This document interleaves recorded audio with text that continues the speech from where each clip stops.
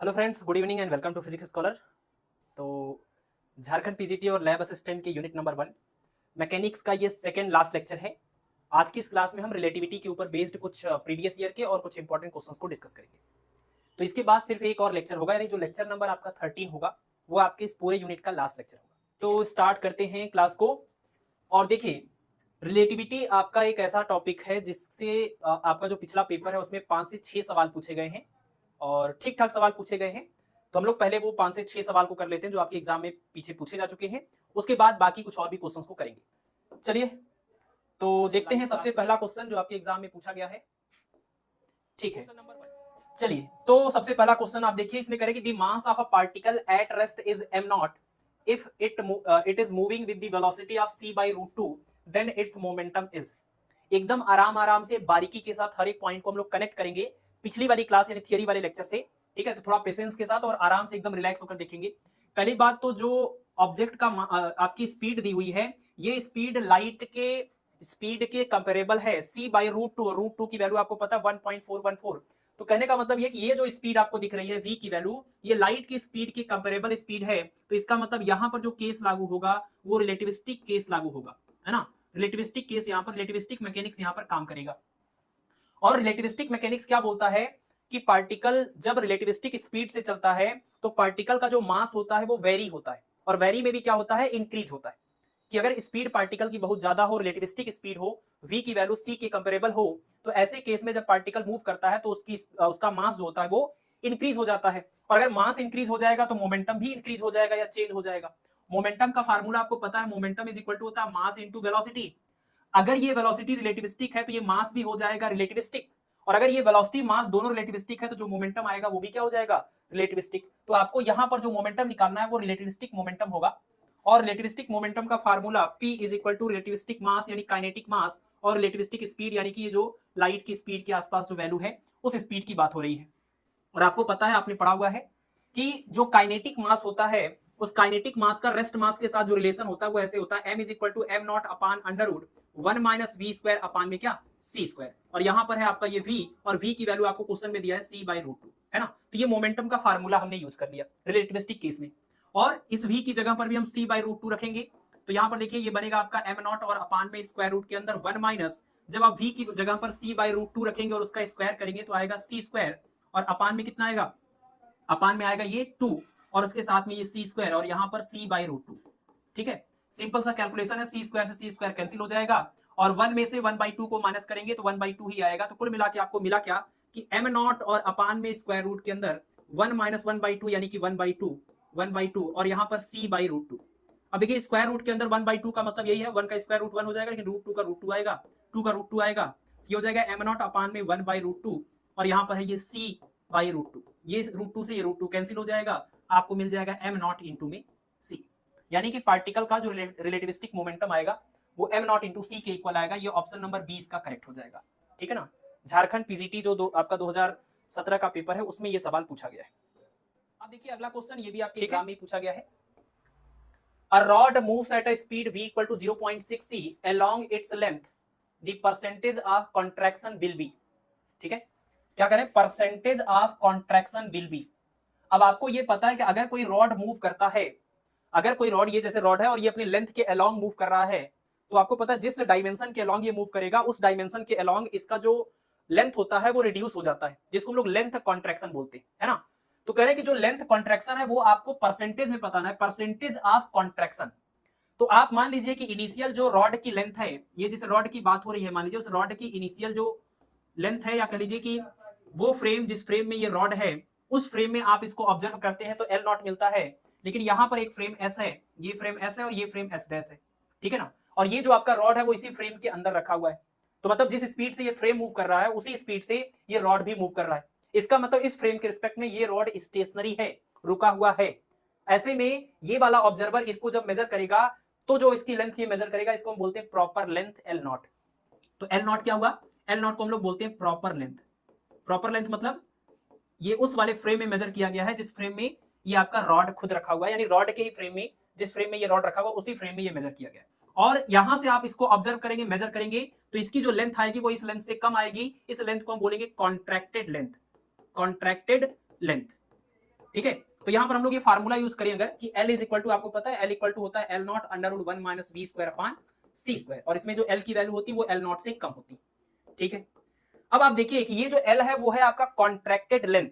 समझने वाली बात कि जिस रॉड का लेंथ L नॉट है उस रॉड की लेंथ रिड्यूस होकर के हम इसमें क्या मेजर कर रहे हैं, L मेजर कर रहे हैं।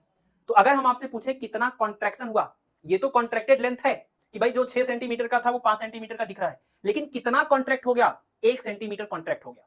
तो जो कॉन्ट्रैक्शन की वैल्यू होगी वो 1 सेंटीमीटर होगी, जो कॉन्ट्रैक्टेड लेंथ होगी वो 5 सेंटीमीटर होगी। ठीक है ना, और जो प्रॉपर लेंथ होगी वो 6 सेंटीमीटर होगी फॉर एग्जांपल। ठीक है, तो हमें अगर यहां पर ये निकालना हो कि कॉन्ट्रैक्शन कितना हुआ, तो कॉन्ट्रैक्शन कितना हुआ ये निकालने के लिए हमें इसकी ओरिजिनल वैल्यू में से कॉन्ट्रैक्टेड लेंथ को माइनस करना होगा, क्योंकि कॉन्ट्रैक्टेड लेंथ इस वाली प्रॉपर लेंथ से कम है। ठीक है ना, जो ये L नॉट थी वो यहां से ऑब्जर्व करने पर L दिख रहा है, लेकिन जो L है वो L नॉट से कम है। तो कितना कम हो गया, L माइनस L नॉट, ये हो जाएगी कॉन्ट्रैक्शन की वैल्यू। इसको हम क्या बोलेंगे, इसको हम बोलेंगे कि ये लेंथ का कॉन्ट्रैक्शन हुआ इतना। अगर इस चीज को हमें परसेंटेज में निकालना है, इस चीज को परसेंटेज में निकालना है, तो परसेंटेज कॉन्ट्रैक्शन इक्वल टू क्या लिखा जाएगा, तो percentage contraction is equal to आप लिखेंगे कॉन्ट्रैक्शन यानी L नॉट माइनस L, और अपान में इनिशियल वैल्यू पर ये चीज हमेशा की जाती है, और इनटू में 100। ये हो जाएगा परसेंटेज कॉन्ट्रैक्शन की वैल्यू। ये बात ध्यान रखिएगा, हमें L का परसेंटेज नहीं निकालना है। ठीक है ना, ये कॉन्ट्रैक्टेड लेंथ है लेकिन हमें कॉन्ट्रैक्शन का परसेंटेज निकालना है, तो कितना कॉन्ट्रैक्ट हुआ उस चीज को परसेंटेज में कन्वर्ट करना है। तो कितना कॉन्ट्रैक्ट हुआ ये हमने लिख लिया, ओरिजिनल वैल्यू से डिवाइड करके 100 से मल्टीप्लाई किया, तो ये परसेंटेज हो गया। अब आप इसको देखिए, इसको सिंप्लीफाई कर लीजिए, तो यहां से सिंप्लीफाई करने पर मिलेगा 1 L नॉट अपान L, और यहां मिलेगा L अपान में L नॉट, और उसके बाहर मिलेगा ये आपको 100। तो L अपान L नॉट की वैल्यू अगर आपको रखनी है तो आप इसी वाले इक्वेशन को यूज करते हुए L अपान L नॉट की वैल्यू निकाल लेंगे। L upon L naught is equal to square root के अंदर 1 minus we square upon C square, और v की वैल्यू क्वेश्चन में है 0.6, तो यहाँ पर आप लिखेंगे 1 माइनस में 0.6 सी का स्क्वायर, ये हो जाएगा 0.6 का स्क्वायर करेंगे 0.36 आ जाएगा, और सी स्क्वायर अपान में सी स्क्वायर, इससे ये कैंसिल हो जाएगा। तो आपको मिलेगा 1 माइनस में 0.36 यानी कि स्क्वायर रूट के अंदर कितना आ जाएगा, ये 36 अगर लें तो ये 64 आएगा, यानी पॉइंट में 64, स्क्वायर रूट के बाहर आएगा 0.8, स्क्वायर रूट के बाहर क्या जाएगा 0.8, यानी ये जो 0.8 है वो है L अपान L नॉट की वैल्यू। तो हम लिखेंगे 1 माइनस में 0.8 और इनटू में 100, 1 माइनस 0.8 आपने किया तो 0.2 आ जाएगा, और 0.2 इंटू 100 करेंगे तो ये कितना हो जाएगा, ये हो जाएगा 20, और ये आंसर हम निकाल रहे थे परसेंटेज में, तो इसका आंसर आ जाएगा 20%, यानी ऑप्शन नंबर ए करेक्ट हो जाएगा। ठीक है, 20% ऑप्शन नंबर ए करेक्ट हो जाएगा। ये आपको ध्यान रखना पड़ेगा यहाँ पर कि परसेंटेज ऑफ कॉन्ट्रैक्शन पूछा गया था, इस वजह से 20% आया हुआ है। ठीक है ना, ये पूरा टर्म, ये एक्सप्रेशन सिर्फ आपको ध्यान रखना है, बाकी तो सिर्फ कैलकुलेशन है वो आप कर लेंगे। ठीक है, और ये लेंथ कॉन्ट्रैक्शन का एक्सप्रेशन होता है, कल की क्लास में इसको डिस्कस किया गया था। ठीक है, चलिए, तो 2 का ऑप्शन नंबर ए आ जाएगा 20%। हाँ बिल्कुल ठीक है। चलिए अगला सवाल, अगला सवाल है क्वेश्चन नंबर 3, और क्वेश्चन नंबर 3 के लिए हम आपको दो मेथड बता रहे हैं। एक वो मेथड है जिसको कुछ नहीं समझ में आ रहा है वो सीधे अप्लाई करेगा, उसका आंसर आ जाएगा। दूसरा वो मेथड है जिसमें आप अगर थोड़ा सोचेंगे और पिछली क्लास में रिलेटिविस्टिक वेलोसिटी एडिशन थ्योरम जो आपने पढ़ा था उसको अप्लाई करके हम उसको अच्छे से समझेंगे। तो दो बातें हैं। सबसे पहली बात आप समझिए, सबसे पहली बात कि जब हम लोग गैलीलियन ट्रांसफॉर्मेशन इक्वेशन की बात करते थे, या फिर हम नॉन रिलेटिविस्टिक केस में बात करते थे, जब पार्टिकल की स्पीड बहुत कम हुआ करती थी, ऐसे केस में एक बात आपको पता है कि अगर कोई ऑब्जेक्ट va स्पीड से और कोई ऑब्जेक्ट vb स्पीड से सेम डायरेक्शन में जाते हैं, तो जब हमें इनकी रिलेटिव वेलोसिटी निकालनी होती है एक के रिस्पेक्ट में दूसरी की, तो हम लिखते हैं va माइनस में vb, या अगर हमें b का निकालना है एक रिस्पेक्ट में तो vb माइनस में va कर देते हैं। ये फार्मूला काम करता है। ठीक है, दूसरा समझिए, अगर ये दोनों सेम की बजाय एक इसमें अपोजिट ले लीजिए, इसको vc बोल दीजिए, तो अगर हमें a के रिस्पेक्ट में c की रिलेटिव वेलोसिटी निकालनी है va और vc, तो ऐसे में हम बोलते हैं va और प्लस में क्या vc।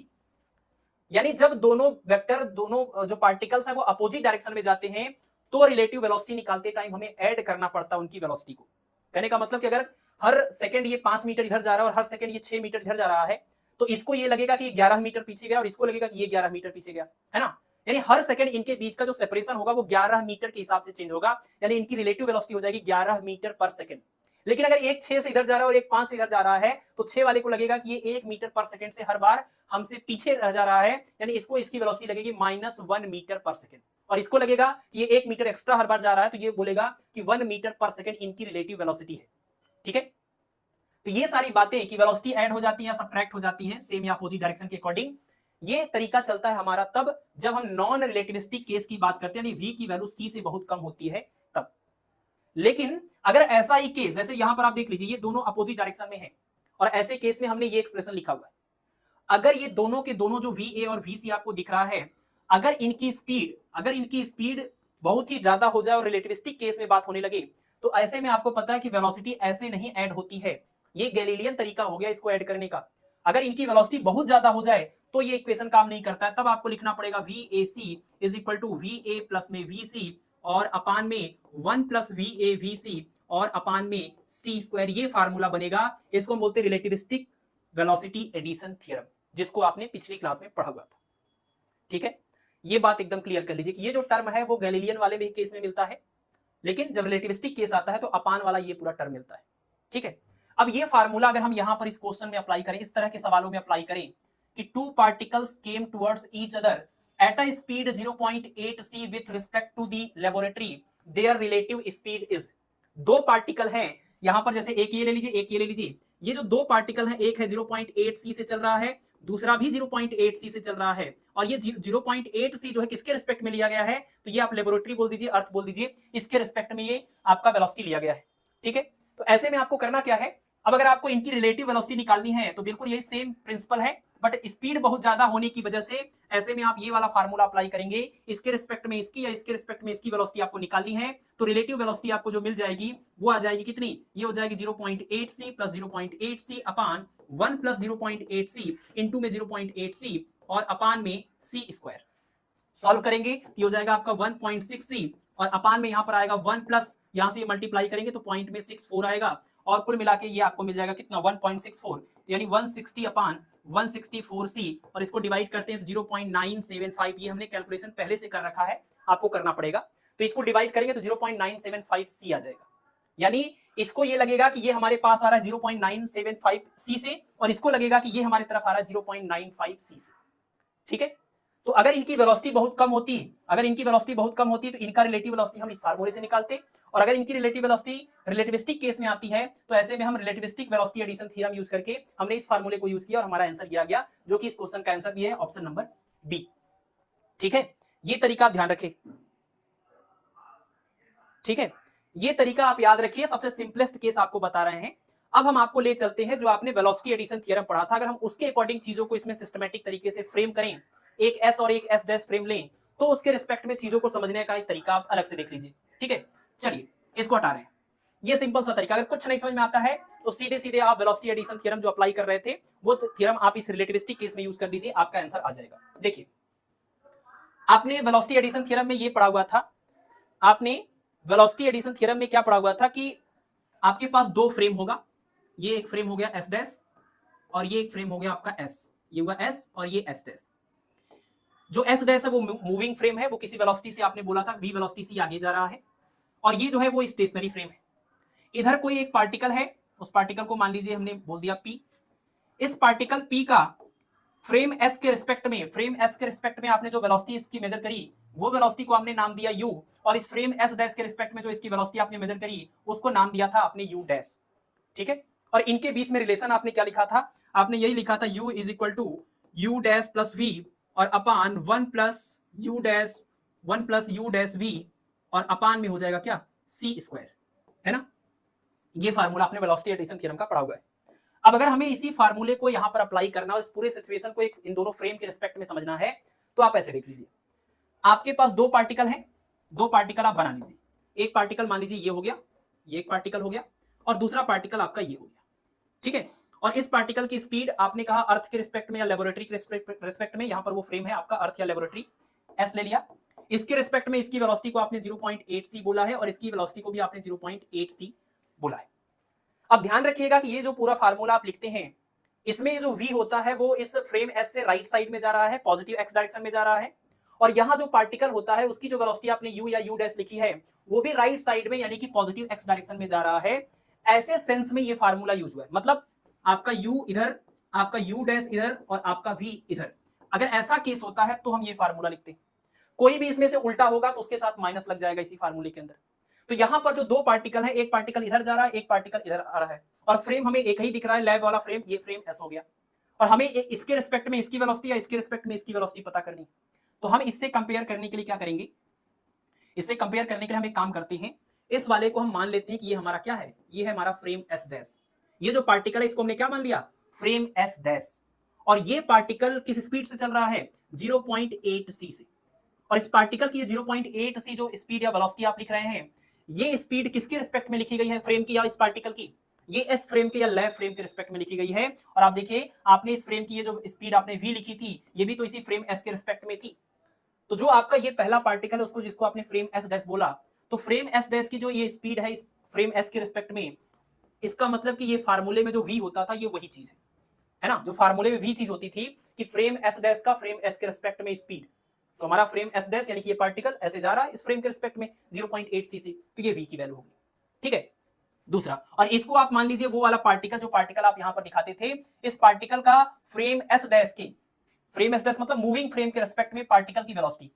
तो मूविंग फ्रेम के रिस्पेक्ट में पार्टिकल की वेलोसिटी तो हमें पता करनी है कि इस पार्टिकल के रिस्पेक्ट में इस पार्टिकल की वेलोसिटी क्या होगी, या इस पार्टिकल के रिस्पेक्ट में इस पार्टिकल की वेलोसिटी क्या होगी, सेम ही होगी, सिर्फ डायरेक्शन का मैटर होगा। ठीक है, तो इस पार्टिकल के रिस्पेक्ट में इस पार्टिकल की वेलोसिटी, मतलब फ्रेम एस डैश के रिस्पेक्ट में पार्टिकल की वेलोसिटी हमें पता करनी है, दैट इज यू डैश हमें पता करनी है।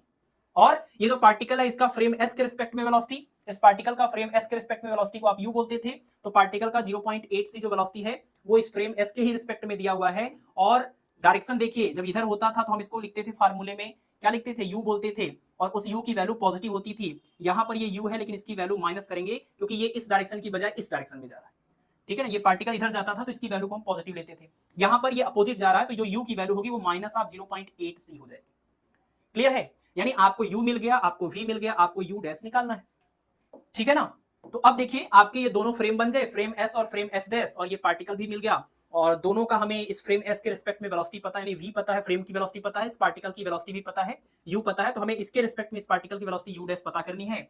तो आपका वेलोसिटी एडिशन थ्योरम जो था उसको अगर हम रिवर्स कर दें, तो रिवर्स करने पर आपको पता ही है कि यू डैश इक्वल टू, अगर हम लिखें तो क्या करना होता है, यू को यू डैश लिख दें, यू डैश को यू लिख दें, जो v लिखा हुआ प्लस में वो माइनस में हो जाता था, माइनस v हो जाएगा, और यहाँ अपान में भी फिर माइनस हो जाएगा, 1 माइनस में ये हो जाएगा uv, और अपान में हो जाएगा c स्क्वायर।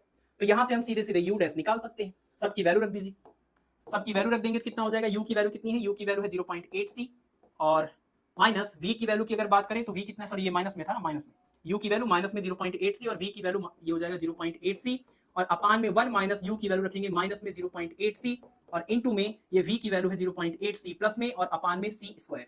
c और c से ये c स्क्वायर कैंसिल हो जाएगा, ये माइनस और ये माइनस प्लस हो जाएगा, और ये दोनों माइनस ऐड हो जाएंगे, तो दोनों ऐड होने पर माइनस में 1.6 c बनेगा, और अपान में यहां से देखिए ये माइनस और ये माइनस प्लस हुआ, और 8.8 मल्टीप्लाई करेंगे 1 के साथ ऐड करेंगे 1.64 आ जाएगा। और फिर आप देखिए वही नंबर आया जो पहले आया था, इसको आप डिवाइड करेंगे तो आएगा माइनस में 0.975 और c, और माइनस का मतलब क्या हुआ, पहली बात तो ये जो वैल्यू आ रही है वो क्या आ रही है, ये आ रही है velocity of this particle p with respect to this particle या फ्रेम s डैश, इस फ्रेम s डैश के रिस्पेक्ट में इस पार्टिकल की वेलोसिटी, और वही आपको निकालना था, रिलेटिव वेलोसिटी या रिलेटिव स्पीड। ठीक है, और माइनस का यहाँ पर मतलब आप समझ ही रहे हैं, यानी इनको ये लगेगा कि ये पार्टिकल इधर की तरफ आ रहा है, मतलब निगेटिव x डायरेक्शन में आ रहा है, इस वजह से यहाँ पर माइनस आया है।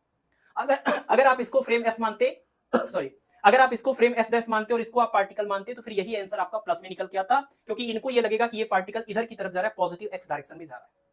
ठीक है, तो करना कुछ नहीं है, आपको इन दोनों पार्टिकल में से एक को मान लेना है फ्रेम एस डैश, बस बाकी सारी चीजें जो आपको पता है वेलोसिटी एडिशन थ्योरम से आप वहां से सॉल्व करेंगे, आपको आंसर मिल जाएगा। तो इसका आंसर हो जाएगा 0.975 सी।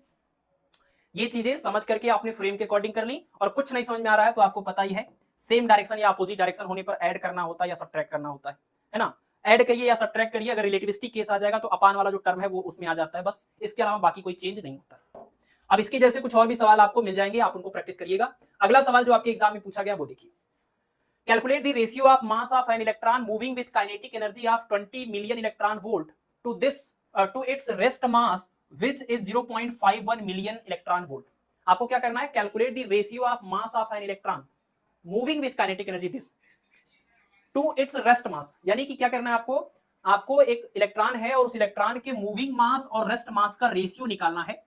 मूविंग मास के केस में मूविंग जो काइनेटिक एनर्जी है वो टोटल काइनेटिक एनर्जी, जब वो मोशन में रहता है तो उसकी टोटल काइनेटिक एनर्जी है 20 मिलियन इलेक्ट्रॉन वोल्ट, लेकिन जब वो पार्टिकल रेस्ट में है, इलेक्ट्रॉन रेस्ट में है, तो रेस्ट मास की वजह से जो उसकी एनर्जी है वो है 0.51 मिलियन इलेक्ट्रॉन वोल्ट, यानी ये है आपका काइनेटिक एनर्जी। और ये काइनेटिक एनर्जी नहीं, मतलब पूरे टोटल काइनेटिक एनर्जी है ये, टोटल एनर्जी है ये, काइनेटिक मास एनर्जी बोलेंगे, और ये रेस्ट मास एनर्जी। तो आपको करना क्या है, आपको ये मूविंग मास और रेस्ट मास का रेशियो बताना है। जब पार्टिकल मोशन में रहता है तब उसकी टोटल एनर्जी इतनी है, तो आपको पता है E इक्वल टू होता है m इंटू सी स्क्वायर, टोटल एनर्जी का फार्मूला ये दिया हुआ 20 मिलियन इलेक्ट्रॉन वोल्ट। लेकिन जब पार्टिकल रेस्ट में है तो उसकी जो रेस्ट मास एनर्जी है वो हो जाएगी m नॉट सी स्क्वायर, और ये है 0.51 मिलियन इलेक्ट्रॉन वोल्ट। तो जरा आप लोग सॉल्व करके इसका आंसर बताइए। अगर आपको E की वैल्यू गिवन हो और E नॉट की वैल्यू गिवन हो, और आपसे ये पूछ रहे हैं, आपसे सॉरी यहां पर ये पार्टिकल जो है, जब काइनेटिक एनर्जी यहां लिखा तो है, ये काइनेटिक एनर्जी की वैल्यू है एक्चुअली, ये टोटल एनर्जी नहीं है, काइनेटिक एनर्जी है। तो अगर पार्टिकल की काइनेटिक एनर्जी आपको दी हुई है 20 मिलियन इलेक्ट्रॉन वोल्ट और रेस्ट मास एनर्जी दी हुई है, तो m अपान m नॉट की वैल्यू बताइए। चलिए m अपान m नॉट की वैल्यू बताइए। चलिए इसको सॉल्व करते हैं, आप लोग नहीं कर रहे हैं तो ठीक है, अभी तक एक भी आंसर नहीं आया। आपने ये चीज पढ़ा हुआ है कि जब ये ऑब्जेक्ट आपका मोशन में होता है तो इसकी जो टोटल एनर्जी होती है, जिसको हम एम सी स्क्वायर से रिप्रेजेंट करते हैं, वो किसके इक्वल होती है, तो ये इक्वल होती है rest mass energy plus kinetic energy की। मूविंग बॉडी की जो टोटल एनर्जी होती है, total energy is equal to rest mass energy plus kinetic energy. और रेस्ट मास, ये टोटल एनर्जी के लिए आप लिखते हैं ये एम सी स्क्वायर है ना, और ये काइनेटिक रेस्ट मास एनर्जी के लिए आप लिखेंगे M naught C square. For example हम इसको ओपन कर रहे हैं, इसको भी ओपन कर रहे हैं, और प्लस में ये हो गया काइनेटिक एनर्जी की। हमें क्वेश्चन में ये काइनेटिक एनर्जी के की पूरी वैल्यू गिवन है, हमें इसकी रेस्ट मास एनर्जी मतलब ई नॉट कह लीजिए या एम नॉट सी स्क्वायर कह लीजिए, इसकी भी वैल्यू गिवन है, लेकिन हमें पता करना है एम अपान में एम नॉट इनका रेशियो। तो हम क्या कर सकते हैं, इस पूरे इक्वेशन को डिवाइड कर देते हैं एम नॉट सी स्क्वायर से। तो अगर आप इसको डिवाइड कर देते हैं एम नॉट सी स्क्वायर से, इसको भी डिवाइड कर देते हैं एम नॉट सी स्क्वायर से, इसको भी डिवाइड कर देते हैं एम नॉट सी स्क्वायर से, इसीलिए हमने इसको ओपन भी किया था, क्योंकि हमें ये साफ साफ दिखना चाहिए कि एम अपान एम नॉट मिल रहा है। देखिए इससे ये कैंसिल हो जाएगा, ये पूरा पूरा कैंसिल हो जाएगा, यहां से आपको वही मिलेगा जो आपको पता करना था, एम अपान एम नॉट, और यहां से पूरा कैंसिल होकर आएगा 1, और यहां से आ जाएगा काइनेटिक एनर्जी, और अपान में ये rest mass energy, kinetic energy upon में रेस्ट मास एनर्जी, और दोनों की दोनों वैल्यूज आपको पता है, तो आप रखेंगे यहां पर 1 प्लस काइनेटिक एनर्जी कितना 20 मिलियन इलेक्ट्रॉन वोल्ट, और ये एम नॉट सी स्क्वायर की जो वैल्यू है रेस्ट मास एनर्जी, ये है 0.51। ठीक है, डिवाइड आपको करना पड़ेगा, हमने ऑलरेडी कर रखा है। तो डिवाइड करने के बाद ये जो रिजल्ट आएगा, यहां से कुछ 39.21 के आसपास आएगा, आगे भी नंबर्स आएंगे, तो इनको अगर आप ऐड कर देंगे तो ये हो जाएगा 40.21। ऑप्शन में आपका 40.22 दिया हुआ है, तो इसका आंसर हो जाएगा ऑप्शन नंबर ए करेक्ट हो जाएगा। ठीक है, तो ये स्टेप्स हैं, आपको ये एक्सप्रेशन सिर्फ याद रखना है कि total energy is equal to rest mass energy plus kinetic energy. बस इनका एक्सप्रेशन आपको रख देना है, और सबको एम नॉट सी से सी स्क्वायर से डिवाइड कर देना है। चलिए नेक्स्ट क्वेश्चन। तो क्वेश्चन नंबर 5 है, इसमें कह रहे हैं कि certain particle called mu meson has a lifetime of 2 into 10 to power -6 second. ध्यान समझिएगा, लाइफ टाइम अगर म्यू मेसॉन का 2 इंटू 10 टू पावर -6 सेकेंड है, इसका मतलब कि ये जो आपका म्यू मेसॉन नाम का पार्टिकल है, ये इतने टाइम के बाद डिके हो जाएगा, ये एक तरह से दूसरे पार्टिकल में कन्वर्ट हो जाएगा। तो म्यू मेसॉन की जो लाइफ है, वो लाइफ टाइम इसकी जो है वो है 2 इंटू 10 पावर -6 सेकेंड। इसका मतलब इतने टाइम के बाद ये आपका म्यू मेसॉन दूसरे पार्टिकल्स में, दूसरे छोटे पार्टिकल्स में डिके हो जाएगा, है ना, और ये शायद 1 इलेक्ट्रॉन और 2 न्यूट्रॉन में डिके होता है ना, इतने टाइम के बाद ये टूट जाएगा 1 इलेक्ट्रॉन और 2 न्यूट्रॉन में, तो ये इसकी लाइफ टाइम हो गई। ठीक है, अब यहां पर ये ध्यान रखना है कि ये जो लाइफ टाइम इसका है, वो किसके फ्रेम में ये इसका लाइफ टाइम है, क्योंकि आपको पता है, आपने ये पढ़ा होगा, फ्रेम एक होता था आपका ये एस डैश, और एक आपका होता था फ्रेम क्या एस, और कोई भी इवेंट, कोई भी फिनोमिनन का जो टाइम इंटरवल आप मेजर करते थे, इस वाले फ्रेम में अलग आता था, इस वाले फ्रेम में अलग आता था, है ना, टाइम डायलेशन वाला फार्मूला आपने पढ़ा था। तो इस वाले फ्रेम में, ये जो मूविंग फ्रेम है, इसके रिस्पेक्ट में जो टाइम हम मेजर करते थे, वो हमारा होता था प्रॉपर टाइम। और यहां पर आपका ये जो म्यू मेसॉन है, ये एक्चुअल में मूविंग फ्रेम का काम कर रहा है। देखिए, the particle is travelling at a speed of this, और ये स्पीड आप देखिए 1.8 इंटू 10 टू पावर 10 सेंटीमीटर पर सेकेंड, आप इसको लिखेंगे ना 1.8 इंटू 10 टू पावर 8 मीटर पर सेकेंड, और ये लाइट की स्पीड के कंपेरेबल स्पीड है। रिलेटिविस्टिक केस यहां पर लागू होगा, और रिलेटिविस्टिक केस यही बोलता है कि अगर कोई मूविंग फ्रेम है, तो मूविंग फ्रेम के केस में जो हम टाइम मेजर करते हैं, वो टाइम को हम बोलते हैं प्रॉपर टाइम, और दूसरे स्टेशनरी फ्रेम के रिस्पेक्ट में जो टाइम मेजर करते हैं, वो होता है डायलेटेड टाइम। ठीक है, डायलेटेड टाइम प्रॉपर टाइम से ज्यादा होता है, यानी कि जो म्यू मेसॉन है, उसने उस म्यू मेसॉन की जो स्पीड है, अगर उससे कोई एक फ्रेम एसोसिएट कर दें तो वो ये मेजर कर रहा है कि इसकी जो लाइफ टाइम है म्यू मेसॉन की, वो लाइफ टाइम है 2 × 10⁻⁶। जैसे मान लीजिए कि ये म्यू मेसॉन है, ये ऐसे भाग रहा है, तो इसी के साथ कोई फ्रेम हमने जोड़ दिया, तो ये फ्रेम इसके लाइफ टाइम को, मतलब इसके डीके होने तक का जो टाइम है उसको मेजर करके बता रहा है कि T naught is equal to 2 × 10⁻⁶ second. ये आपका मूविंग फ्रेम था म्यू मेसॉन खुद। और दूसरा, हम इसको अर्थ के रिस्पेक्ट में या लैब के रिस्पेक्ट में अगर ऑब्जर्व करें कि ये जो म्यू मेसॉन यहाँ पर भाग रहा है बहुत तेजी से, उसको डीके होने में कितना टाइम लगेगा, तो हम अपने लैब फ्रेम में, अर्थ फ्रेम में जब इस चीज को नोटिस करेंगे तो इसका जो हमें लाइफ टाइम पता चलेगा, वो लाइफ टाइम इसके फ्रेम में मेजर किए गए प्रॉपर लाइफ टाइम से क्या होगा, ज्यादा होगा, क्योंकि ये स्टेशनरी फ्रेम है और स्टेशनरी फ्रेम में जो टाइम आप मेजर करते थे वो डायलेटेड टाइम था। टाइम डायलेशन का formula T is equal to T naught और अपान में √1 - v²/c², ये फार्मूला था। ठीक है, बस यही बात है इसमें और कोई बात नहीं है। तो अगर आप लैब फ्रेम में ये बात को नोटिस कर रहे हैं कि आपका म्यू मेसॉन है, इतने टाइम बाद यहां से जो है इतने टाइम बाद ये डीके होगा और उतने टाइम में वो कितना डिस्टेंस ट्रेवल करेगा, तो वो डिस्टेंस ट्रेवल कितना करेगा वो पता करने के लिए हमें ये तो पता होना चाहिए कि यहां से यहां डीके होने से पहले कितना टाइम लेगा। तो वो टाइम खुद इसके फ्रेम में हमें पता है, लेकिन हमें लैब के फ्रेम में, अर्थ के फ्रेम में पता करना है। हमें टी निकालना होगा, उसके बाद ही हम डिस्टेंस निकालेंगे। टी नॉट की वैल्यू है 2 × 10⁻⁶ और अपान ये हो जाएगा आपका √1 - v की वैल्यू कितनी है 1.8 × 10⁸ 1.8 × 10⁸ है ना, और अपान में v² अपान इसका स्क्वायर करना होगा और अपान में c² मतलब 3 × 10⁸ और इसका भी स्क्वायर। इसी को सॉल्व करना पड़ेगा। पहली बात तो आप देखिए ये पूरा पूरा कैंसिल हो जाएगा, इसका स्क्वायर हो गया, तो ये हो जाएगा आपका 2 × 10⁻⁶ डिवाइडेड बाई स्क्वायर रूट के अंदर 1 - 1.8 × 1.8 × 3 इंटू में 3, इसको 3 से कैंसिल करेंगे तो 0.6 आएगा, इसको करेंगे तो 0.6 आएगा, दोनों को मल्टीप्लाई करेंगे 0.36 आएगा और 1 - 0.36 करेंगे 0.64 आएगा, जिसका स्क्वायर रूट लेंगे 0.8 आएगा। कुल मिला के टी इक्वल टू आपको मिलेगा 2 × 10⁻⁶ और अपान में यहाँ पर आएगा पॉइंट में 8 और इसको आप 10 से मल्टीप्लाई कर रहे हैं सिंप्लीफिकेशन के लिए, तो 20/8 × 10⁻⁶ सेकेंड आ जाएगा। ठीक है, तो ये हो जाएगा आपका 20/8 × 10⁻⁶ सेकेंड। और ये जो चीज आपको मिला यहाँ पर, ये जो चीज आपको मिला, इस टाइम को अब आप नोट कर लीजिए और अब आप कैलकुलेट कर लिए कि ये कितना डिस्टेंस ट्रेवल करेगा। तो डिस्टेंस का फार्मूला होता है क्या, डिस्टेंस इक्वल टू होता है स्पीड इंटू में टाइम, और यहां पर हो जाएगा स्पीड कितना, स्पीड है आपका 1.8 × 10⁸ और टाइम की जगह पर ये हो जाएगा आपका 20/8 × 10⁻⁶। ठीक है ना, 20/8 × 10⁻⁶। बस इसी को सॉल्व कर लीजिए, आपका आंसर आ जाएगा। पहली बात तो 8 - 6 किया 2 हो गया और ये जीरो ने इस डेसिमल को हटा दिया, तो 18 × 2/8 है ना, 18 × 2/8 × 10⁻2 और ये हो गया आपका 4 और 4 से इसको डिवाइड किया तो हो जाएगा 4.5 × 100 यानी d इक्वल टू हो जाएगा 100 से मल्टीप्लाई किया तो 450 मीटर। एमकेएस में हम कैलकुलेशन कर रहे थे, यानी ये म्यू मेसॉन डीके होने से पहले कितना डिस्टेंस ट्रेवल कर लेगा अर्थ के फ्रेम में, लैब के फ्रेम में 450 मीटर, यानी कि ऑप्शन नंबर सी करेक्ट हो जाएगा इसका। चलिए यहाँ पर देखिए अगला सवाल, और ये लास्ट सवाल है आपके प्रीवियस ईयर का, इसके बाद सारे हम इंपॉर्टेंट क्वेश्चंस को, अपने एक्सपेक्टेड क्वेश्चंस को करेंगे। प्रीवियस ईयर का ये लास्ट छठा क्वेश्चन है।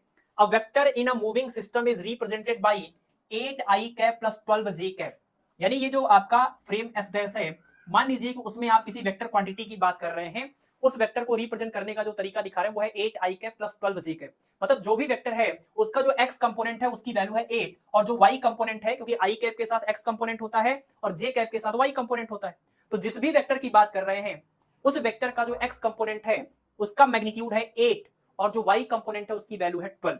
ध्यान दीजिएगा, आगे करें कि how far is the vector represented by an observer in the system S if it moves with velocity of 1.8 into 10⁸ meter per second along x axis। ठीक है ना, a vector in a moving system is represented by this, how far is the vector represented by an observer in the system S, यानी इस system का नाम S है इन्होंने बोला है, और ये मूव कर रहा हो अगर इस वेलोसिटी से, अगर ये इस वेलोसिटी से x डायरेक्शन की तरफ मूव करे, तो आपको ये बताना है कि इस मूविंग फ्रेम के अंदर ये जो आपका, ये जो वैल्यू है, ये जो आपकी वैल्यू है 8i कैप, जिस वेक्टर को आप 8i cap plus 12j cap से रिप्रेजेंट कर रहे थे, उसको अगर आप किसी मूविंग फ्रेम से ऑब्जर्व करते हैं तो आपको वो कैसा दिखाई देगा, उसकी वैल्यू कितनी होगी 6.4i cap plus 2j cap, ऐसा आपके पेपर में लिखा है, लेकिन यहाँ पर एक्चुअली में होना चाहिए 12। ठीक है ना, बाकी कोई भी ऑप्शन सही नहीं है, option number A he correct होगा। तो एक बात देखिए आप, बड़ी सिंपल सी है, आपने ये पढ़ा हुआ है कि जब हम किसी फ्रेम में किसी चीज को रख करके उसको मूव कराते हैं और किसी दूसरे फ्रेम से हम उसको ऑब्जर्व करते हैं, तो हम ये कहते हैं कि उसका जो है, अगर हम x कंपोनेंट की बात करें तो हम कहते हैं x कंपोनेंट का कॉन्ट्रैक्शन हो गया है ना, जो लेंथ उसका होगा x के अलॉन्ग वो कॉन्ट्रैक्ट हो जाता है। तो यहां पर ये जो भी वेक्टर है उस वेक्टर का ये जो एक्स कंपोनेंट है जिसका मैग्नीट्यूड है 8, अगर ये एक्स एक्सिस के अलोंग मूव करेगा तो इसका ये जो मैग्नीट्यूड होगा वो कॉन्ट्रैक्ट हो जाएगा, और ये मैग्नीट्यूड जब कॉन्ट्रैक्ट हो जाएगा और इस पे कोई फर्क नहीं पड़ेगा क्योंकि ये एक्स एक्सिस के अलोंग मोशन हो रहा है और इस पर कोई फर्क नहीं पड़ेगा और ये कॉन्ट्रैक्ट हो जाएगा। और लेंथ कॉन्ट्रैक्शन का आपने फार्मूला पढ़ा हुआ है L is equal to L naught और यहां पर under root 1 minus we square upon में क्या सी स्क्वायर। तो ये एक तरह से कोई भी वेक्टर हो, ये जो आपका टर्म लिखा हुआ ये लेंथ ही तो होगा, ये लेंथ का ही तो पार्ट होता है। लेंथ के फॉर्म में तो हम रिप्रेजेंट करते हैं किसी वेक्टर को, किसी वेक्टर का जो एक्स वाई जेड कंपोनेंट होगा वो लेंथ में रिप्रेजेंट किया जाता है, डिस्टेंस में रिप्रेजेंट किया जाता है। तो जब ये मूव करेगा, ये जो भी वेक्टर होगा अगर ये मूव करेगा तो ये आपका हो जाएगा 8 वाली जो वैल्यू है वो 8 वाली वैल्यू, वैसे हम यहाँ पर एल टर्म यूज नहीं करेंगे, उसको जो भी नाम दे दीजिए आप, चाहे एक्स इक्वल टू ऐसे लिख लीजिए X naught under root 1 minus we square upon C square, और यहाँ पर हो जाएगा ये एक्स कंपोनेंट की वैल्यू होगी कितनी मोशन में, तो ये हो जाएगी 8 और यहाँ पर आ जाएगी 1 माइनस वी की वैल्यू है, v की वैल्यू कहाँ गई, v की वैल्यू है ये 1.8 इंटू 10 टू पावर 8, तो 1.8 इंटू 10 टू पावर 8, c की वैल्यू है 3 इंटू 10 टू पावर 8, दोनों का स्क्वायर कर लेते हैं, सिंप्लीफाई करने पर ये कैंसिल हो जाएगा, इसको डिवाइड करेंगे 0.6, 1 माइनस 0.6 करेंगे तो कितना आ जाएगा पॉइंट, यही आएगा ना 0.6 आएगा, अच्छा स्क्वायर भी करना है तो ये हो जाएगा 8 और 1 माइनस 8.8 इंटू 0.8 यानी पॉइंट में 64, ये हो जाएगा 8 इंटू ये हो जाएगा पॉइंट में 36 यानी कि पॉइंट में 6, और ये कितना हो जाएगा मल्टीप्लाई करेंगे, कुछ गड़बड़ हो रहा है, ये 0.36 यहाँ पर आएगा, 0.36 आएगा यहाँ पर, और फिर माइनस करने पर 0.64 आएगा, स्क्वायर रूट लेने पर 0.8 आएगा, मल्टीप्लाई करेंगे तो ये हो जाएगा आपका 6.4, यानी जो x कंपोनेंट आपका वेक्टर का था जिसकी वैल्यू यहाँ पर 8 थी वो वैल्यू 8 की बजाय कॉन्ट्रैक्ट होकर के हो जाएगी 6.4, बाकी y कंपोनेंट पर कोई फर्क नहीं पड़ेगा।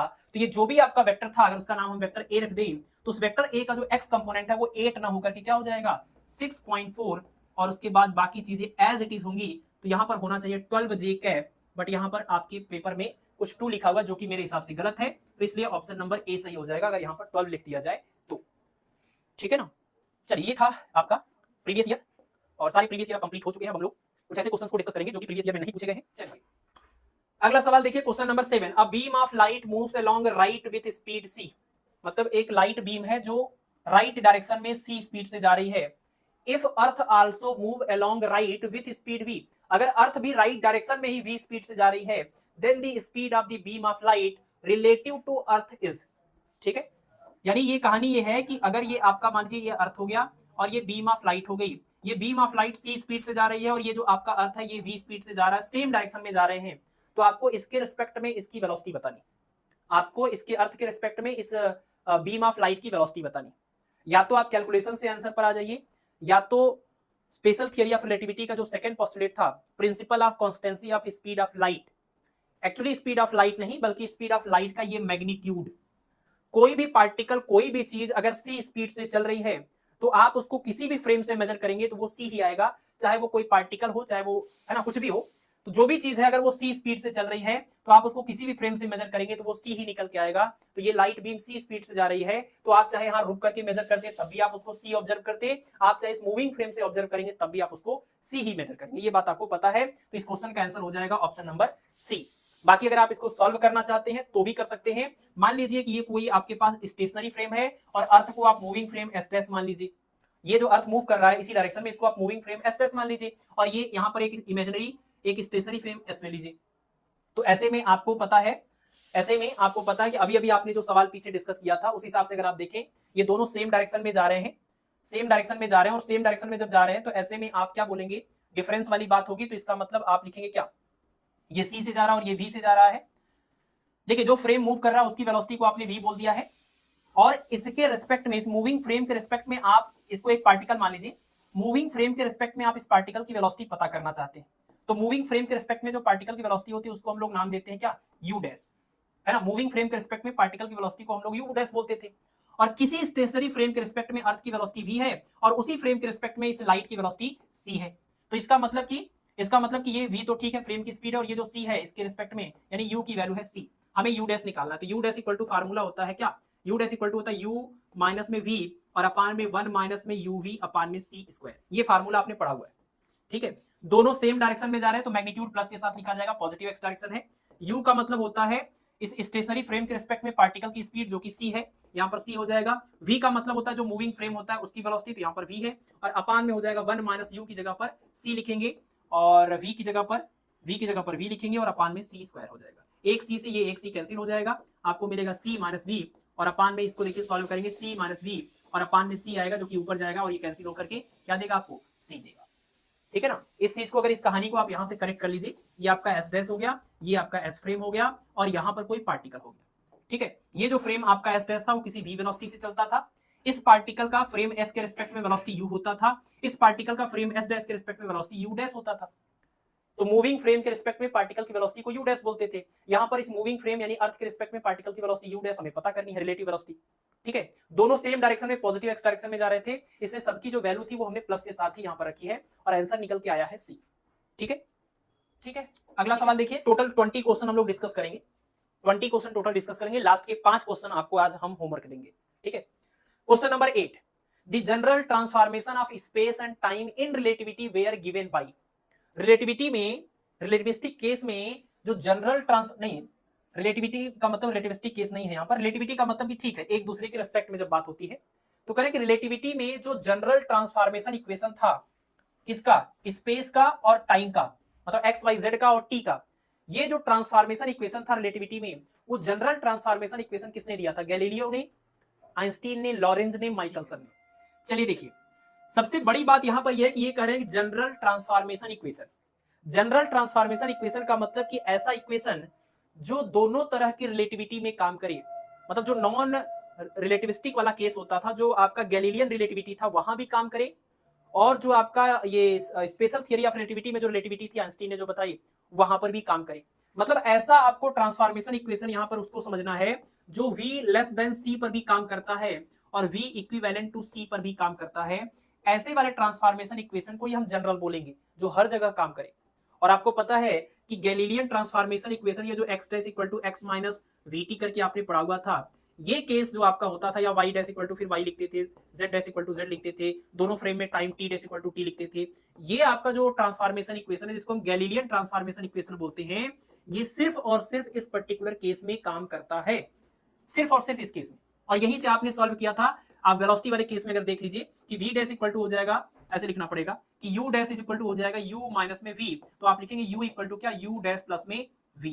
यानी आप ये कह रहे हैं कि अगर दो पार्टिकल, अगर ये और ये कोई भी दो पार्टिकल हैं जो अपोजिट डायरेक्शन में चल रहे हैं, अगर ये सॉरी हाँ ठीक है, अगर u डैश और u v दो पार्टिकल है, उनकी अलग अलग स्पीड है और वो अपोजिट डायरेक्शन में चल रहे हैं, तो रिलेटिव वेलोसिटी निकालने के लिए आप उनका ऐसे सम करते थे, ये तरीका आप यूज करते थे, है ना। अपोजिट डायरेक्शन में अगर चल रहे हैं तो ये तरीका आप यूज करते थे जब ऐसा केस होता था तब। लेकिन जब ये बहुत ज्यादा तेज स्पीड से चलने लगे तो ऐसे केस में आपको पता है आप यही लिखते थे u इज इक्वल टू क्या, u डैश, आप लिखते थे u equal to u dash plus v और इसके अपान में ये पूरा टर्म होता था 1 माइनस v स्क्वायर अपान में c स्क्वायर, है ना। तो ये फार्मूला आपका हर जगह काम नहीं करेगा, ऐसी जगहों पर ये फार्मूला, ये इक्वेशन काम नहीं करेगा। लेकिन ये जो इक्वेशन आपने लिखा था ट्रांसफॉर्म, ये लॉरेंस ट्रांसफॉर्मेशन इक्वेशन से आपने इसको डिराइव किया था, तो लॉरेंस ट्रांसफॉर्मेशन इक्वेशन के ये जो कॉन्सिक्वेंसेस थे, आपको पता है कि ये इक्वेशन आपका जनरल ट्रांसफॉर्मेशन इक्वेशन है, ये यहां भी काम करेगा और यहां भी काम करेगा, क्योंकि यहां पहुंचने के लिए आप बोलेंगे v much much less than c, और जैसे ही v की वैल्यू c से बहुत ही कम होगी तो v square upon c square जो होगा वो 1 से बहुत ज्यादा कम हो जाएगा, और ये 1 से बहुत ज्यादा कम होने पर इसको डिफरेंस, इसको माइनस करेंगे तो 1 ही आएगा, तो कुल मिला के u डैश प्लस v और अपान v बना जाएगा, जो कि यहां पर रिजल्ट आपको मिलता था यहां पर। यानी जो आपने ये लॉरेंस ट्रांसफॉर्मेशन इक्वेशंस पढ़े हुए हैं वो इक्वेशन आपके रिलेटिविस्टिक केस में भी काम आएंगे, नॉन रिलेटिविस्टिक में भी काम आएंगे, बस आपको ये वाली कंडीशन वहां पर अप्लाई कर देनी है, तो वो चीज रिड्यूस होकर के इस पूरे टर्म की वैल्यू हो जाएगी 1। ठीक है, तो जनरल ट्रांसफॉर्मेशन इक्वेशन का मतलब लॉरेंस ट्रांसफॉर्मेशन इक्वेशन, और लॉरेंस ट्रांसफॉर्मेशन इक्वेशन के ही कंसीक्वेंस क्या थे आपके, लेंथ कॉन्ट्रैक्शन, टाइम डायलेशन, मास वेरिएशन, वेलोसिटी एडिशन थ्योरम, तो इसका आंसर हो जाएगा ऑप्शन नंबर सी। चलिए आगे बढ़े, अगला सवाल, तो जनरल ट्रांसफॉर्मेशन इक्वेशन मतलब लॉरेंस ट्रांसफॉर्मेशन इक्वेशन। अगला सवाल है कि प्रोटॉन है charge q when at rest, when it acquires a velocity c/2 then its charge becomes.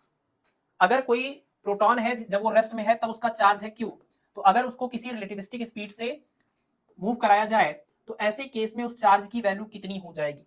जैसे लेंथ का केस आप पढ़ते थे कि रेस्ट में है तो इसका लेंथ आप L नॉट बोल दीजिए, मोशन में आएगा तो इसका लेंथ L हो जाएगा, जो कि पहले से कम हो जाएगा, कॉन्ट्रैक्ट हो जाएगा, लेंथ कॉन्ट्रैक्शन। वैसे ही आपको ये बताना कि अगर चार्ज रेस्ट में q था तो मोशन में आने के बाद उसके चार्ज की वैल्यू कितनी होगी, और यहाँ स्पीड भी दिया हुआ है तो आप बता सकते हैं, यहाँ q लिखा हुआ है q by under root 1 minus 1/2 का whole square, Q into 1 minus 1/2 whole square और इनफाइनाइट। तो क्वेश्चन नंबर ये 9 है और क्वेश्चन नंबर 9 का आंसर कई सारे लोगों ने बिल्कुल सही दिया हुआ है।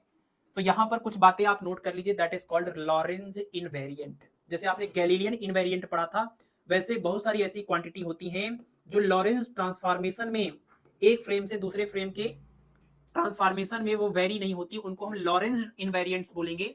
और जो लॉरेंज इनवेरिएंट्स हैं उनके आप एग्जांपल्स याद कर लीजिए, जैसे E square minus P square सी स्क्वायर, ठीक है, लिख लीजिए। और ये mod E is equal to mod B, या इसको स्क्वायर के फॉर्म में लिखते हैं।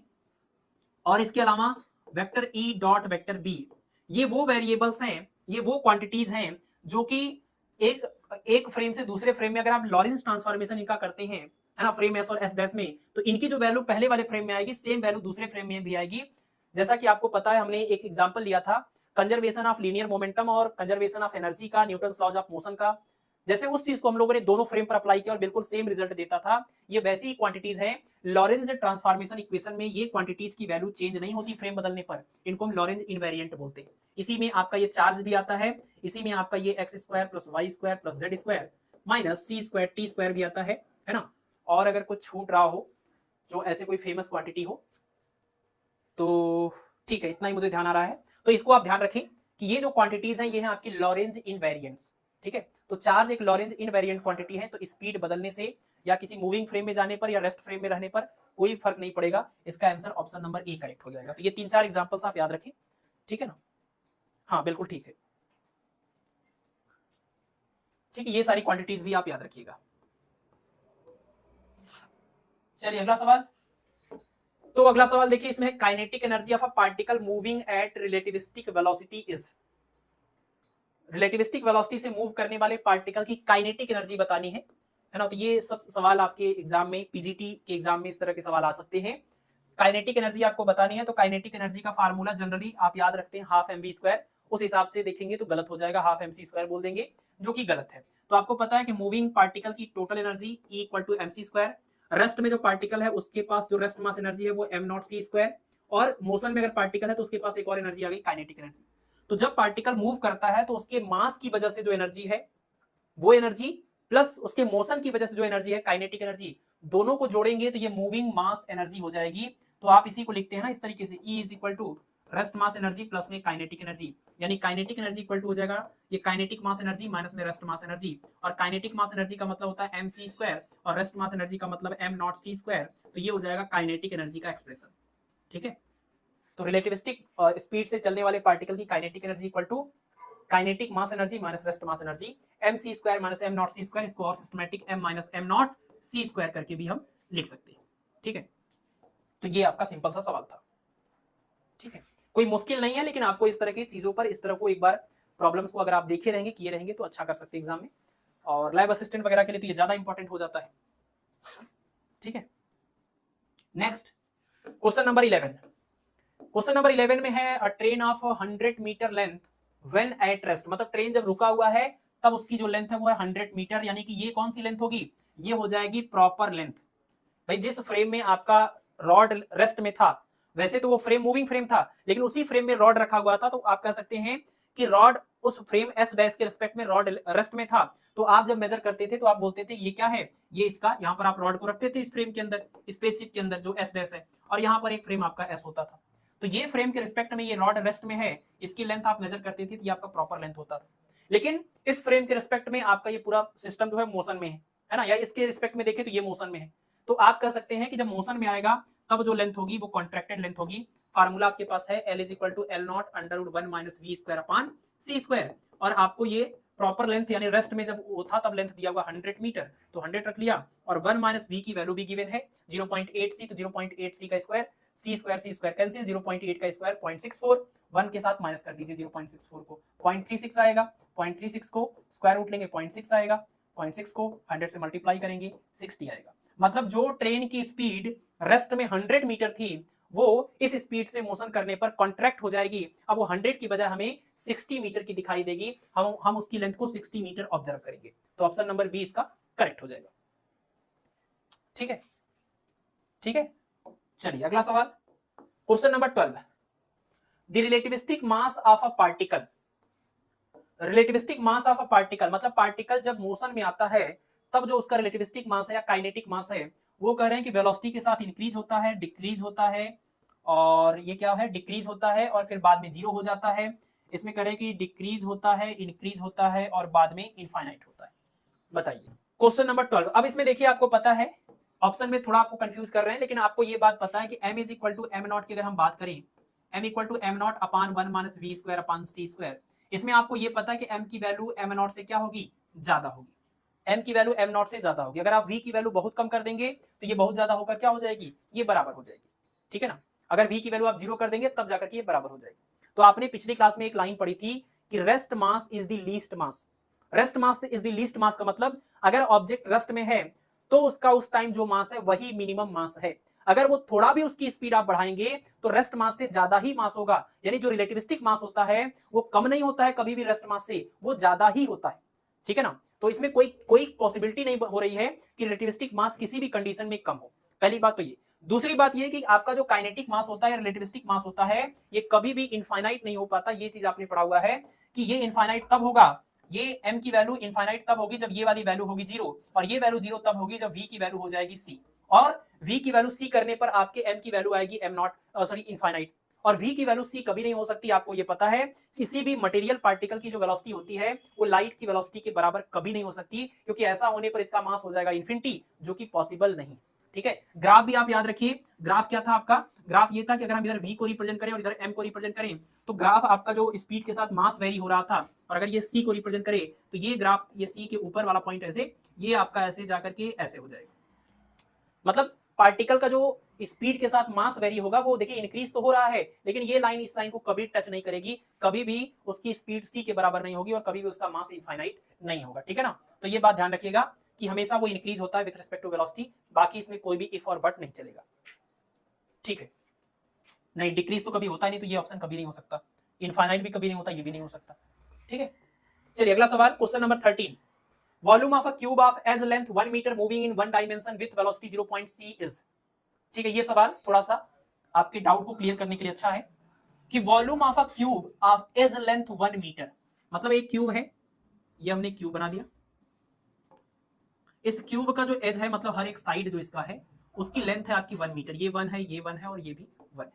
ठीक है, तो कह रहे हैं कि moving in one dimension with velocity 0.6 c, अगर ये आपका किसी एक पर्टिकुलर डायरेक्शन में, अब चाहे आप इसको x डायरेक्शन के अलॉन्ग मूव करा लीजिए, चाहे y के डायरेक्शन के अलॉन्ग मूव करा लीजिए, चाहे z एक्सिस के अलॉन्ग मूव करा लीजिए, ये तो इन्होंने क्लियर किया नहीं।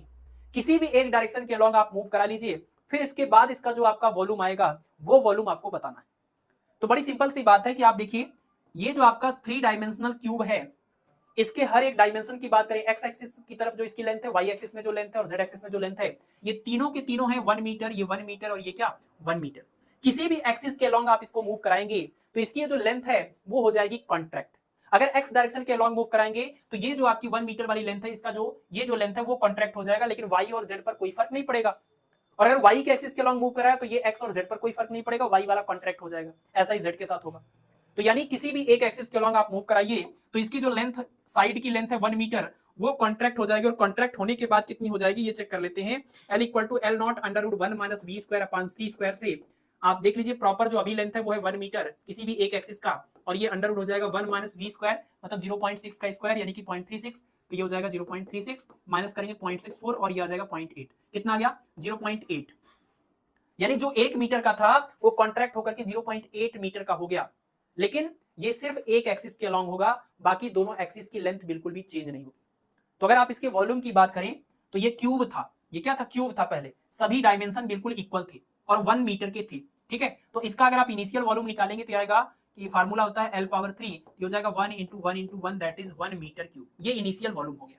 लेकिन जब ये कॉन्ट्रैक्ट हो जाएगा, इसका कोई भी एक डायमेंशन कॉन्ट्रैक्ट हो गया, तो कोई भी एक डायमेंशन कॉन्ट्रैक्ट होने के बाद इसको अगर हम एक क्यूबॉइड लें तो इसका आप वॉल्यूम निकालेंगे, तो वॉल्यूम निकालते टाइम जब इसके डायमेंशन अलग अलग अगर हैं तो L into B into H बोल दीजिए। और कोई एक डायमेंशन जो आपने बोला है कि कॉन्ट्रैक्ट हो गया, ये 1 मीटर की बजाय 0.8 मीटर हो गया, तो आप लिख लीजिए उसको 0.8 मीटर, लेकिन बाकी दोनों तो 1 1 रहेंगे, बाकी दोनों तो एज इट इज रहेंगे, मल्टीप्लाई करेंगे तो इसका वॉल्यूम आएगा 0.8 मीटर क्यूब।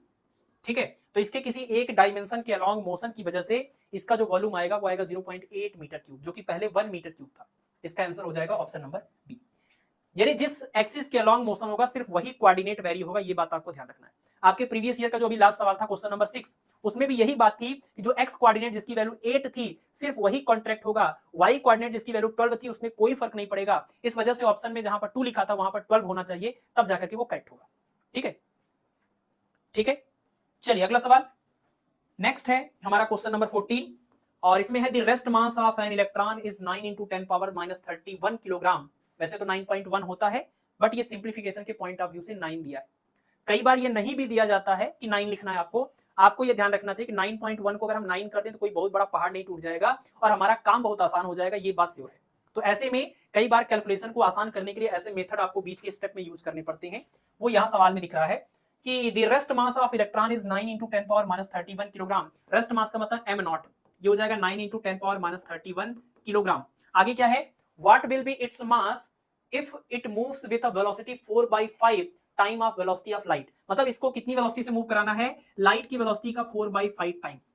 अगर इलेक्ट्रॉन इस वेलोसिटी से मूव करने लगे तो उसका जो काइनेटिक मास होगा वो आपको बताना है। तो अब ये सिंपल सा कैलकुलेशन है, आप इसको कर लीजिएगा प्रैक्टिस। तो m = m not upon under root 1 - b square upon c square. ठीक है, वैल्यू रख करके सॉल्व कर लीजिए। 9 into 10 पावर -31 और अपान में आ जाएगा स्क्वायर रूट के अंदर 1 माइनस। अब देखिए v की value v square upon c square, तो यहीं से सॉल्व कर लेंगे। तो यहाँ से हमें आएगा v square upon c square की वैल्यू कितनी, ये हो जाएगा 16/25। तो हम लिखेंगे 1 - 16/25। तो 25 - 16 करेंगे 9 आएगा। 9/25 का स्क्वायर रूट लेंगे 3/5 आएगा और 5 ऊपर चला जाएगा। तो 9 into 5/3 और इंटू 10 पावर -31, ये आंसर हो जाएगा। ठीक है, तो 5 into 3 15, 15 into 10 पावर -31 किलोग्राम, ये हो जाएगा काइनेटिक मास। जबकि रेस्ट मास कितना था, रेस्ट मास था 9 into 10 पावर -31 किलोग्राम। तो 9 की बजाय यहाँ पर क्या हो गया, 15 हो गया। ये डिफरेंस आ गया मोशन की वजह से। ऑप्शन नंबर ए इसका करेक्ट हो जाएगा। ठीक है, तो बस जो आपके बड़े सिंपल से एकदम स्ट्रेट फॉरवर्ड जो फार्मूले हैं रिलेटिविटी के, आप बस उनको यूज करना सीख जाइए। आपने क्वेश्चन भी देखा, एक दो सवाल थोड़े टेढ़े थे, बाकी बहुत ही सिंपल सी चीज थी, सिर्फ और सिर्फ कैलकुलेशन था। जैसे मोमेंटम निकालना है और आपका जो रिलेटिव वेलोसिटी निकालनी है, जो लेंथ कॉन्ट्रैक्ट हो गया वो निकालना है। तो सिंपल सिंपल इसमें चीजें यही आएंगी। ठीक है ना। क्वेश्चन नंबर 15, करेक्ट रिलेशन आपको बताना है। तो ये रिलेशन है आपका टाइम डायलेशन का, और टाइम डायलेशन के केस में आपने यही फार्मूला ऐसे लिखा था, T = T0 अपान में 1 माइनस में v square upon c square. ध्यान रखिएगा टाइम डायलेशन में ये वाला जो टाइम है वो इस प्रॉपर टाइम से ज्यादा होता है। तो जब भी इधर वाली क्वांटिटी से ज्यादा रखनी हो तो ये अपान वाला रेशियो आएगा। जैसे अगर मास वाला फार्मूला देखें, मास का वेरिएशन, मास भी ज्यादा होता है इस मास से, तो यहाँ पर आपका हो जाएगा क्या, अपान में 1 minus v square upon c square. लेकिन अगर इधर वाली क्वांटिटी से कम है तो फिर ये अपान नहीं बल्कि मल्टीप्लाई चलेगा। आपने जैसे लेंथ कॉन्ट्रैक्शन में देखा था L = L0 और यहाँ पर 1 minus v square upon c square. तो ये लेंथ कॉन्ट्रैक्शन, ये टाइम डायलेशन।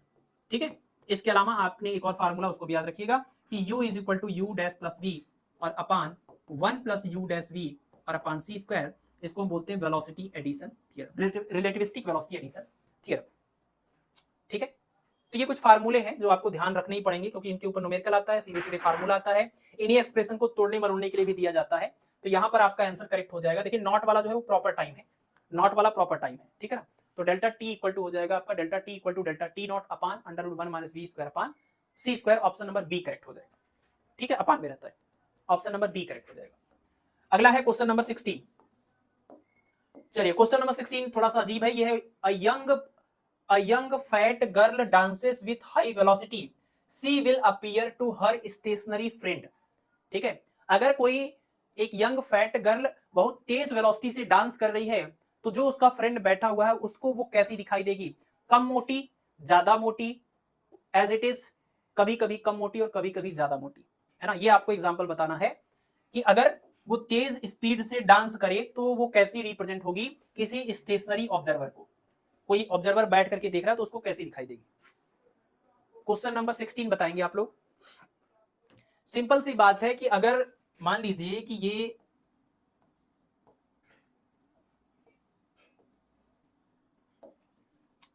अगर ये पर्सन डांस करे,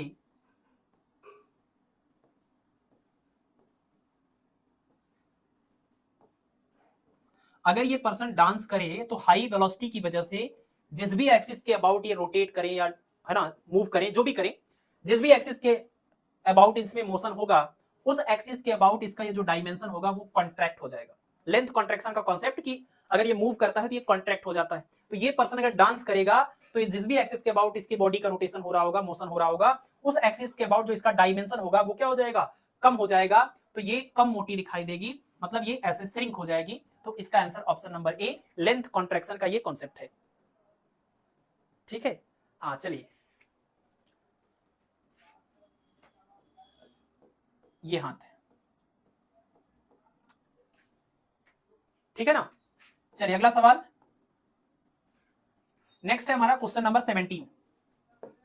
क्वेश्चन नंबर 17 में two photons approach each other their relative velocity will be. बहुत ही फेमस टाइप का ये सवाल है कि अगर दो फोटोन एक दूसरे की तरफ आ रहे हो तो उनकी रिलेटिव वेलोसिटी क्या होगी।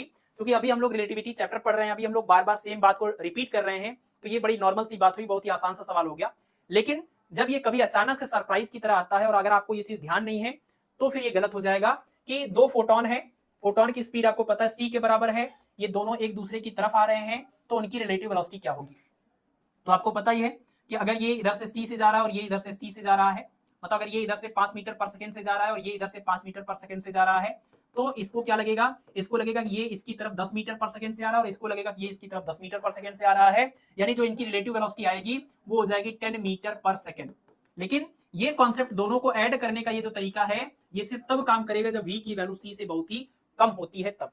बाकी आपको पता है कि जो फोटोन की स्पीड है या लाइट की स्पीड है वो फ्रेम पर डिपेंड नहीं करती है कि कौन से फ्रेम से आप मूव कर रहे हैं। अगर वो इनर्शियल फ्रेम है, सॉरी मेजर कर रहे हैं, तो लाइट की स्पीड हमेशा सी आती है। ये स्पेशल थियरी ऑफ रिलेटिविटी का दूसरा पोस्टुलेट है, principle of constancy of speed of light. ठीक है, तो अगर ये सी है और ये सी है तो ऐसा नहीं कि अपोजिट आ रहे हैं तो c plus c is equal to 2c आएगा, ये नहीं आएगा, क्योंकि ये तरीका नहीं होता है इस तरह की वेलोसिटी को ऐड करने का, जो आपने ये तरीका यहां पर यूज किया। ऐसे केस में आप यूज करते हैं क्या, ऐसे केस में आपको यूज करना पड़ता है velocity addition theorem, u is equal to u dash plus b. आप वही इसको फ्रेम में कन्वर्ट करेंगे, अभी शुरुआत में हमने एक क्वेश्चन भी किया था, इसको आप मान लेंगे फ्रेम s डैश और यहाँ पर आप ले लेंगे कोई फ्रेम s। तो फ्रेम s के रिस्पेक्ट में इस फोटोन की स्पीड c है, दैट मींस u की वैल्यू c है, और ये आपका जो c है और माइनस c अपोजिट डायरेक्शन में, और ये जो फ्रेम है वो आपका इधर जा रहा है, तो ये फ्रेम की स्पीड को हम लोग v बोलते हैं। तो हमें क्या पता करना है, इनके रिस्पेक्ट में इस वाले फोटोन की वेलोसिटी, यानी हमें u डैश पता करना है। तो u dash equal to formula होता है u माइनस v और अपान में 1 माइनस में uv और अपान में c स्क्वायर। आप इसको सॉल्व करेंगे, u की जगह पर माइनस में c हो जाएगा, v की जगह पर c हो जाएगा, कितना आएगा ये आपका मिल जाएगा, हाँ अपान में 1 फिर माइनस, यहाँ माइनस में c इंटू में c और अपान में c स्क्वायर कैंसिल होगा, ये माइनस माइनस 2c हो जाएगा, माइनस में 2c और अपान में 1 प्लस क्या, ये 1 प्लस हो जाएगा आपका 1 प्लस 1 2 से 2 कैंसिल, माइनस में c। और माइनस का मतलब क्या कि इनको ये लगेगा कि ये फोटोन नेगेटिव x डायरेक्शन में c स्पीड से आ रही है, जबकि ये खुद c स्पीड से उसकी तरफ जा रहे थे, है ना। तो ये तरीका आपको फॉलो करना है। तो c और c होने के बावजूद भी c मिलेगा। ये अब आपको आंसर भी इस तरह के सवालों का याद हो गया होगा, तो ये सब मत करिएगा, सीधे आप आंसर लगा लीजिएगा, ठीक है। Question number 18, kinetic energy of a particle is 3 times it's rest mass energy, its velocity is. किसी पार्टिकल की जो काइनेटिक एनर्जी है वो 3 गुना है रेस्ट मास एनर्जी से, तो इस पार्टिकल की वेलोसिटी कितनी होगी, ठीक है। तो काइनेटिक एनर्जी का फार्मूला और रेस्ट मास एनर्जी का फार्मूला तो आपको पता है, E इज इक्वल टू होता है mc square, rest mass energy E not equal to m not c square, दोनों के बीच में रिलेशन E इक्वल टू होता है E नॉट प्लस में k, ठीक है। सवाल में ये है कि काइनेटिक एनर्जी जो है वो रेस्ट मास एनर्जी का 3 गुना है, मतलब जो k की वैल्यू है वो rest mass energy m not c square का 3 गुना, ठीक है। तो यहां पर हमें पता क्या करना है, वेलोसिटी पता करना। तो E की जगह पर लिखेंगे mc स्क्वायर, E नॉट हो जाएगा आपका m नॉट c स्क्वायर और k की जगह पर हो जाएगा 3 times m not c square, ये हो जाएगा 4 m not c square is equal to यहाँ पर हो जाएगा mc स्क्वायर, c स्क्वायर से c स्क्वायर कैंसिल हो जाएगा, और m को हम यूज करेंगे क्योंकि ये काइनेटिक मास है, तो हमें इसमें लिखेंगे m not upon under root 1 minus v square upon c square is equal to यहाँ पर हो जाएगा 4 टाइम्स ऑफ m नॉट। अब हमें यहाँ से निकालना है क्या, v निकालना, तो m नॉट से m not cancel, cross multiply करने के बाद मिलेगा क्या कि 1 minus v square upon c square square root के अंदर इज इक्वल टू 1/4, ये पूरा इधर गया और ये अपान में आया, स्क्वायर करने पर हो जाएगा 1 minus v square upon c square is equal to 1/16। तो यहां से सॉल्व करें तो v square upon c square equal to हो जाएगा 1 minus 1/16, that means 15/16, square root लीजिए तो v by c equal to हो जाएगा रूट में 15 और अपान में हो जाएगा 4। तो v की वैल्यू निकालनी है तो v इक्वल टू हो जाएगा रूट में 15 और अपान में 4 और इंटू में c। c की वैल्यू आपको पता है 3 इंटू 10 टू पावर 8, तो यहाँ c की वैल्यू रखेंगे 3 इंटू 10 टू पावर 8 और ये पूरा सॉल्व करने पर आएगा 0.968 c, ठीक है। तो ये आप c की वैल्यू नहीं रखनी पड़ेगी, c के टर्म में आंसर दिया हुआ है, तो रूट 15 और अपान में 4 इसको सॉल्व करेंगे तो 0.968 c आ जाएगा, तो ऑप्शन नंबर डी करेक्ट हो जाएगा। क्वेश्चन नंबर 19 में है linear charge density of an object is rho not, ठीक है। लीनियर चार्ज डेंसिटी किसी ऑब्जेक्ट का, ऑब्जेक्ट मतलब चार्ज का ही होगा, is rho not if the object moves with speed v then its charge density will become. ठीक है, अगर लीनियर चार्ज डेंसिटी जब आपका चार्ज रेस्ट में था तब वो रो नॉट है, तो करेंगे जब ये मोशन में आ जाए, जब वो v स्पीड से मूव करने लगे, तो इसकी चार्ज डेंसिटी का जो एक्सप्रेशन होगा वो इसमें से कौन होगा। ठीक है, तो लीनियर चार्ज डेंसिटी जिसको इन्होंने सिंबल बोला रेस्ट में रो नॉट, तो रो लीनियर चार्ज डेंसिटी का मतलब चार्ज अपान लेंथ होता है, और रेस्ट में है तो रेस्ट में ये हुआ चार्ज, और अपान में रेस्ट में जो लेंथ होता है उसको हम प्रॉपर लेंथ बोलते हैं। ये हुआ इक्वेशन नंबर 1।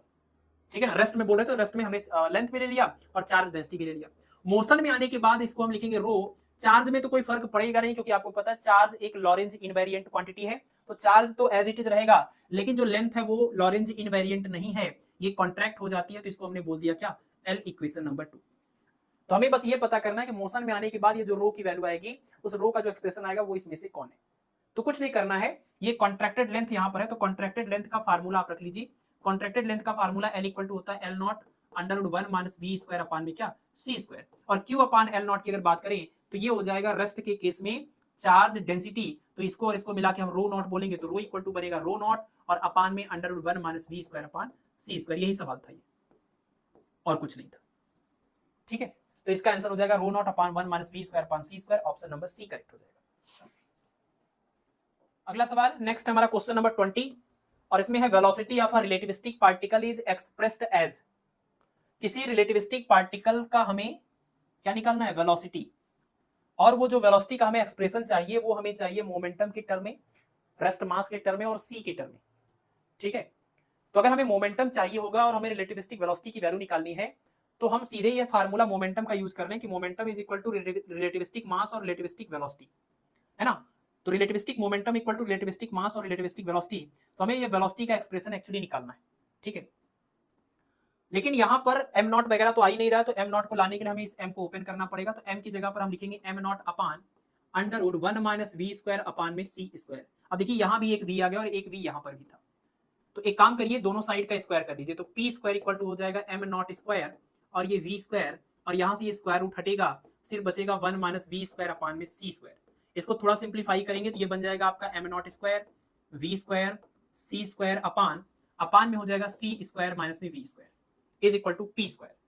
क्रॉस मल्टीप्लाई कर लेते हैं, तो p square C square minus P square v square is equal to am not square v square C square, और ये वाला पोर्शन जब इधर जाएगा तो प्लस हो जाएगा p square C square is equal to, अब देखिए वी स्क्वायर को हम कॉमन ही ले लेते हैं, तो यहां पर मिलेगा पी स्क्वायर और plus m not square C square, ये मिलेगा। ठीक है, और हमें यही रिलेटिविस्टिक वेलोसिटी निकालनी थी, तो relativistic velocity v square equal to कितना हो जाएगा, वी स्क्वायर इक्वल टू हो जाएगा पी स्क्वायर सी स्क्वायर और अपान में आ जाएगा p square plus m not square c power 2, square ले लीजिए, स्क्वायर रूट कर लीजिए, तो v इक्वल टू हो जाएगा ये आपका पी स्क्वायर सी स्क्वायर का स्क्वायर रूट करेंगे पी सी आ जाएगा, और ये अपान में आ जाएगा p square plus m not square C square, ये आपका आंसर हो जाएगा। ठीक है, रिलेटिविस्टिक वेलोसिटी इन्होंने यू सिंबल दिया है, कोई बात नहीं, u equal to p c upon under root p square plus m not square C square, यानी ऑप्शन नंबर सी करेक्ट हो जाएगा इसका।